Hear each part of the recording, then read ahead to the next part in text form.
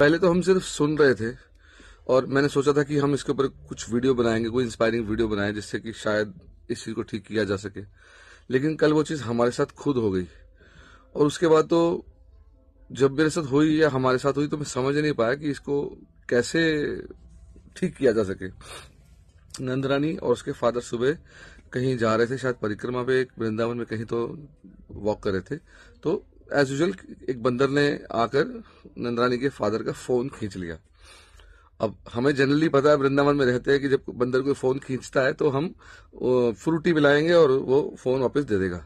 तो नंदरानी ने फटाफट से फ्रूटी ले ली दुकान से और जाकर उसको देने लगे। इतने में अचानक से दो लोग आए और उन्होंने बोला कि लाओ लाओ हम करते हैं। तो उन्होंने फ्रूटी ऐसे करके, वही चीज जो नंदरानी को पता थी कि करना क्या है, फ्रूटी पकड़ा रहे और ऐसे फ्रूटी फेंकी तो उसने फोन फेंक दिया। अब इन महाराज जी के पास फोन आ गया और अब ये हमें फोन नहीं दे रहे थे। ये हमें कहते हैं कि आप हमें पैसे दो। नंदरानी कहती क्यों भाई, पैसे किस चीज के?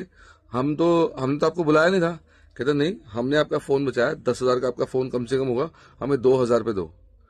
तो शॉकिंग सी चीज हो गई। और तो और आप यकीन नहीं करेंगे, उन्होंने फोन दिया नहीं, उन्होंने हाथ के पीछे कर लिया फोन, जैसे कि एक नया धंधा, एक नया बिजनेस शुरू कर लिया कि हम आपका फोन नहीं देंगे, आपको हमें पैसे देने पड़ेंगे जबरदस्ती। कहते क्या कर लोगे आप हमारा? हम पुलिस के पास रिपोर्ट कराओगे? करा दो। कैसे, क्या किया जाए ऐसी सिचुएशन में?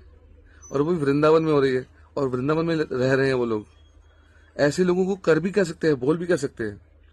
समहाउ उन्होंने 200 रुपये 300 रुपये दे के उनसे किसी तरीके से फोन लिया।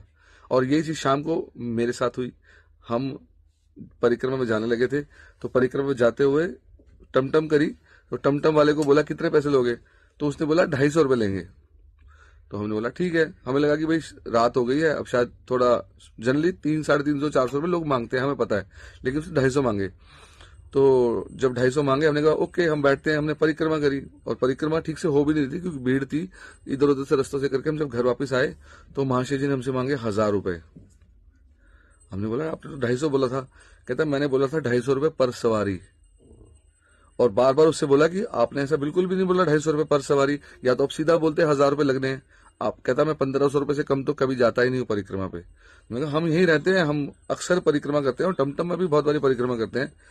तो वो भी लड़ाई पे उतर आया। सो ये सब सोच के थोड़ा अजीब तो लगा। हम प्रार्थना करें भगवान से और वो इतना कहता कि आप बुला लो पुलिस को, मैं आपका कोई नुकसान कर दूंगा। यहां तक की बोला उसने कि आपको नुकसान कर दूंगा। इस पे आपको क्या कहना है? वृंदावन से जो लोग हैं, क्या वो इसका कोई उपाय जानते हैं?